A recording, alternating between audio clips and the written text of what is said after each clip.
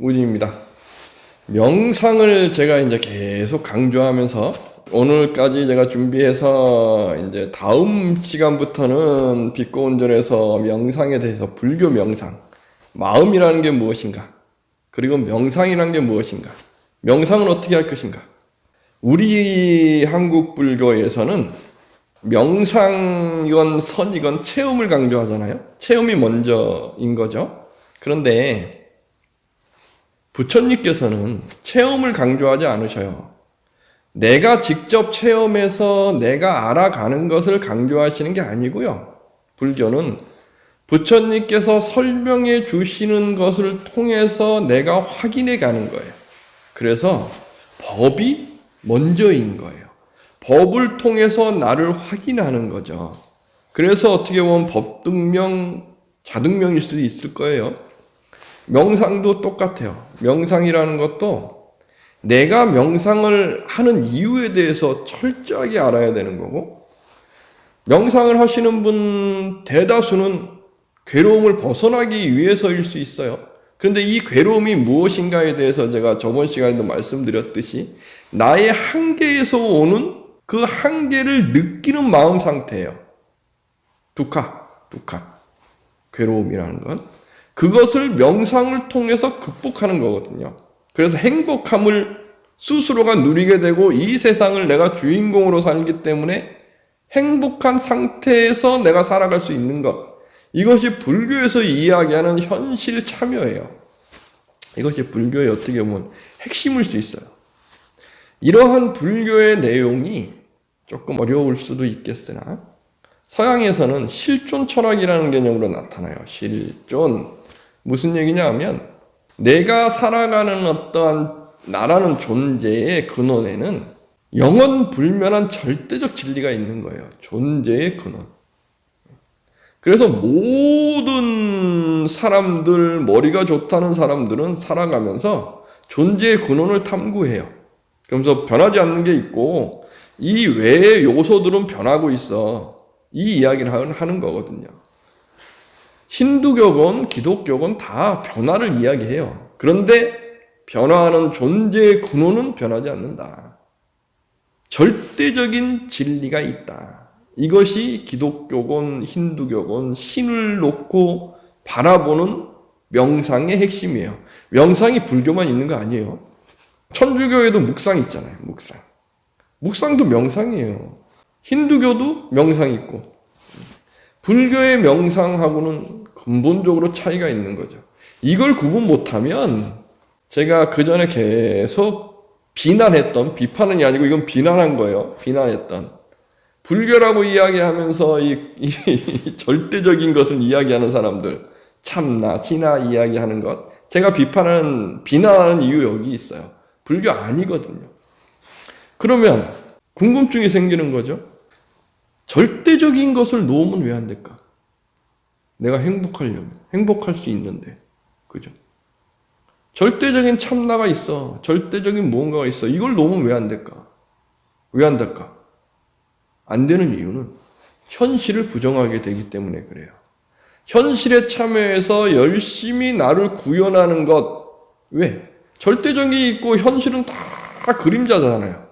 근데 현실에 참여해서 내가 절대적인 걸 찾을 수 있어요? 못 찾아요. 즉 현실에 넘어 있는 것을 찾아가게 만드는 거예요. 현실 참여가 없는. 그래서 종교의 극단적인 사람들이 현실을 다 버리게 되는 이유가 여기 있는 거거든요. 불교는 2500년 전의 불교는 철저하게 현실 삶 속에서 참여하는 곳에 있어요. 왜? 요 존재의 근본이라는 절대성이 없어요. 그럼 남는 건 뭐만 남아요? 겉에서 그냥 변화하는 껍데기가 중심이네? 남게 되는 거죠. 껍데기가 중심이야. 즉 껍데기라고 알았던 이 세상이 중심인 거예요. 나라는 존재도 좋게 이야기하면 이 세상의 중심이 되는 건데 나쁘게 이야기하면 그냥 변화하고 있는 거예요. 중심을 그러면 어떻게 잡을 수 있지? 중심을 어떻게 잡아야 돼요? 중심이 사라졌잖아요. 절대성이 사라졌잖아요. 그래서 서양에서 실존 철학자들이 삶이라는 것에 대해서 불완전함, 어떠한 이야기를 하고, 니체, 갑자기 또 하려고 그러니까 생각이 안 나네요? 그래서 산다는 것은 어떤 거야? 이런 이야기들이 막 나오기 시작하는 게 불완전함을 근본으로 놓게 되니까 불완전한 세상은 그냥 불완전한 거로 던져놓게 돼 있고 그러니까 불완전한 이 자체를 긍정하는 눈을 만들어가는 거죠. 불교는 불완전함 이 자체를 긍정하면서 무엇을 놓는 것이냐? 불완전하다는 걸 여실히 인식하는 거예요. 무엇을 통해서? 명상을 통해서.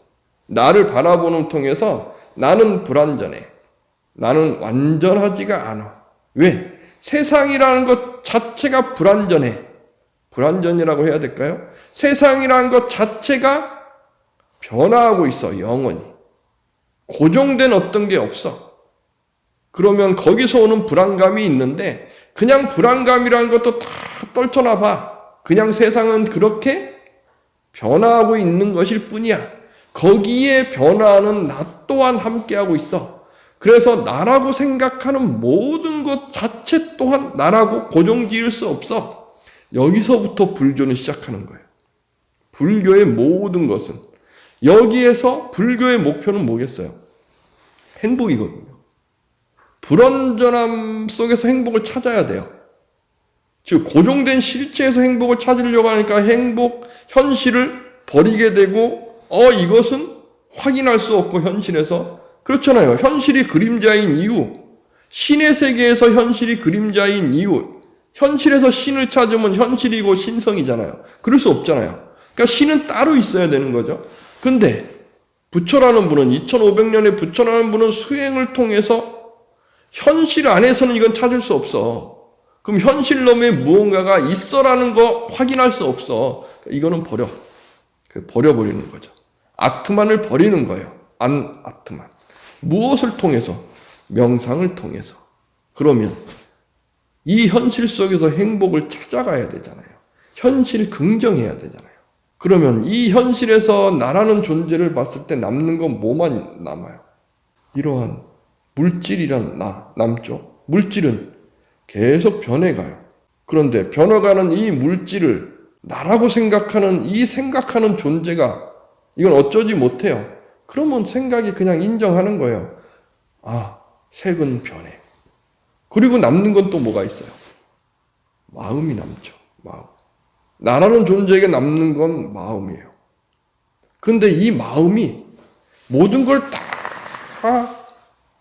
이루고 있어요. 이것이 북방에서 이야기하는 법체계인 유식에서 이야기하는 유식 무경. 모든 주체, 객체, 주체, 나라는 존재가 대상이라는 세계를 볼 때에 세계에 있는 그대로를 봐서 세상은 있는 그대로 있는 것이 아니고 나라는 마음이 내 마음속에 있는 경험이 축적되어 있고 전생에 축적되어 있는 업의 마음이 읽을 뿐이야. 마음은 그래. 여기에 있는 거거든요. 부처님의 초기 경전도 똑같은 거예요. 느낌과 상과 어떤 감각의 집합제와 아르말이라는 모든 것 다 변해하고 있는데 거기에서 우리는 색수상행식이라는 대상을 바라보면서 업식의 기억들을 끄집어내서 해석할 뿐이야. 이 이상 이하 아니야. 그러면서 세상을 보는 거죠.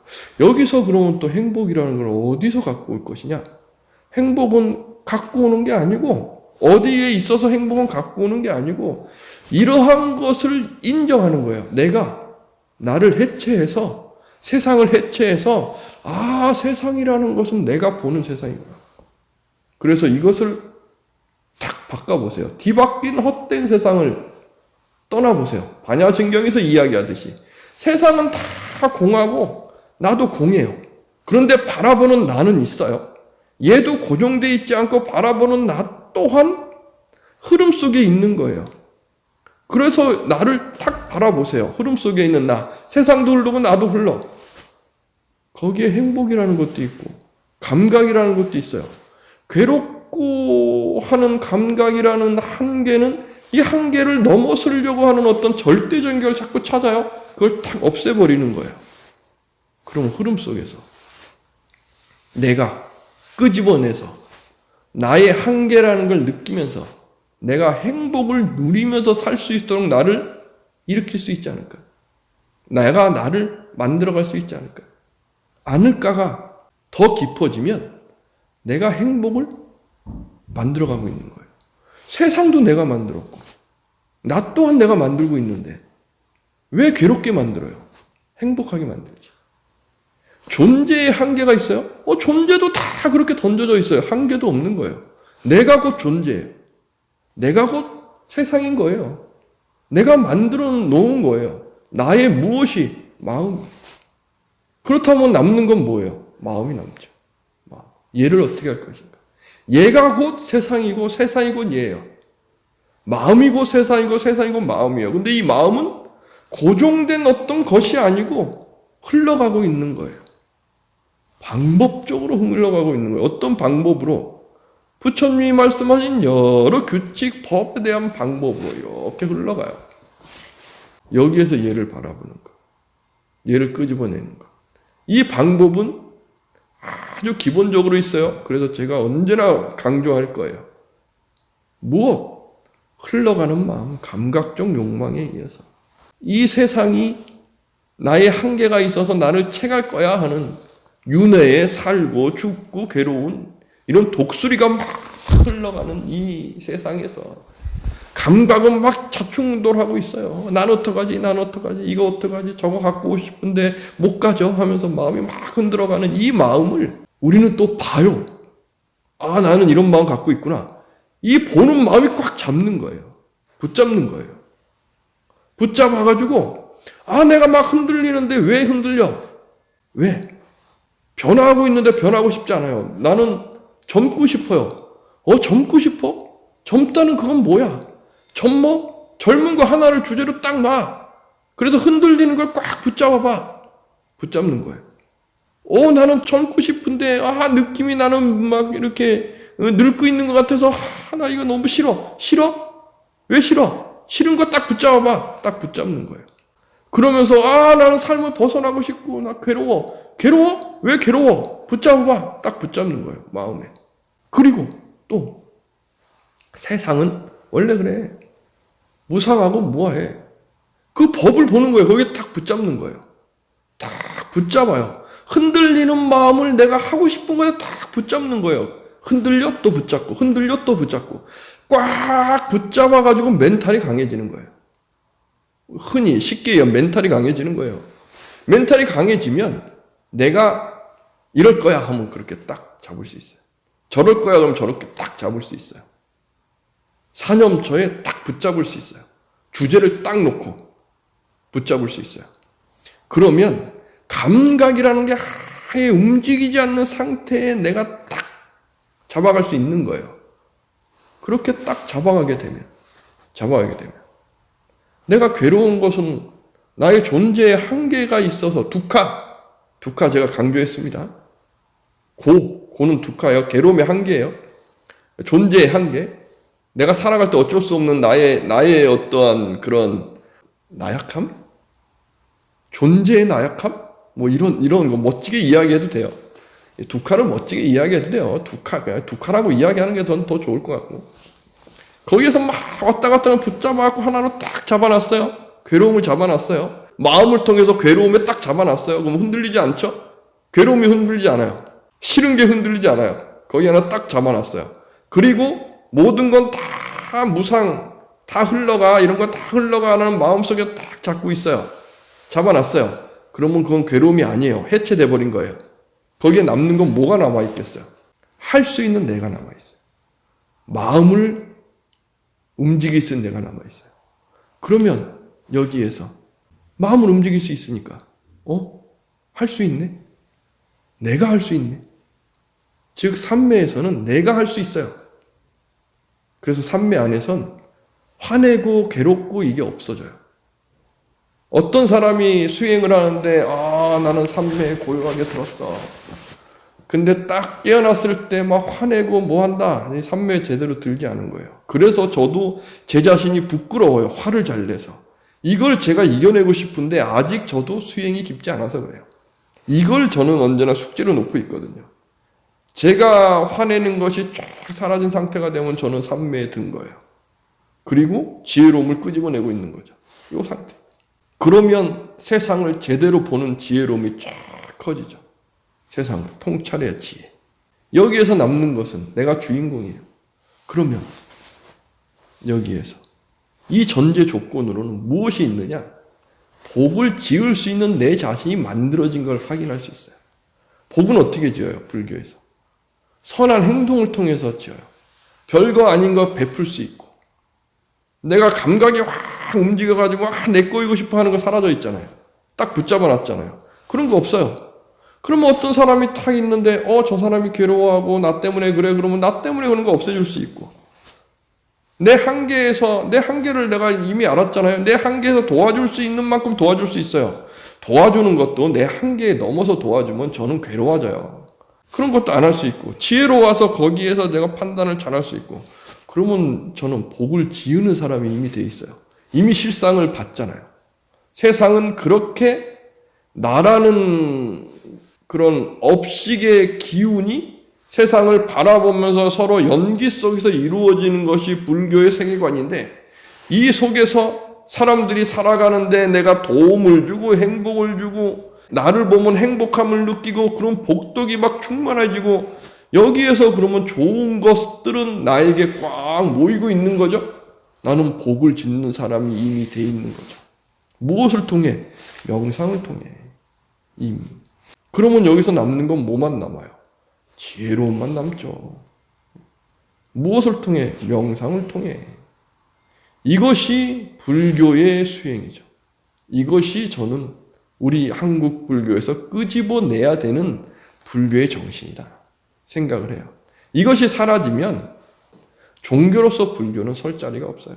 어디에 쓸 거예요? 여기에 치이고 저기에 치이고. 그러니까 우리 한국 불교는 한국 갤럽에서 제가 얼마 전에 봤는데 2022년 작년인가? 21년인가? 조사했는데 기독교, 천주교, 개신교와 불교의 종교인의 어떠한 실상을 이렇게 조사한 게 있는데 비참해요. 정말 비참해요. 일주일에 한 번 종교 행사를 하는 비율, 개신교 신자는 30%, 20% 돼요. 천주교 신자 30%, 20% 돼요. 일주일에 한 번 교회 가고 성당 가는 분.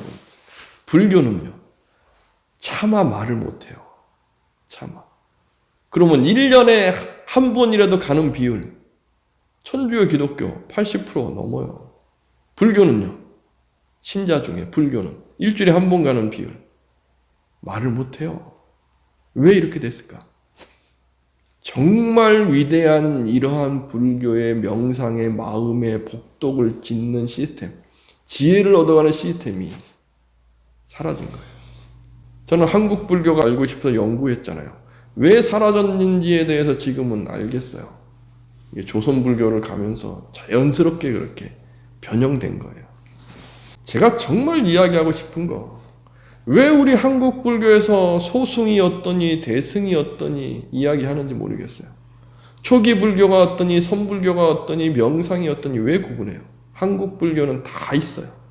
그러면 여기에서 부처님의 말씀을 통해서 지금 시대의 시대정신으로 우리에게 행복을 줄 수 있는 부처님의 진실한 가르침을 가져오면 돼요. 한국 불교란 이름으로. 저는 그렇게 했으면 좋겠어요. 이제 좀 그만 구분하자. 무엇이 더 뛰어나다. 이제 그만하자. 이젠 한국 불교가 뛰어나게 만들자.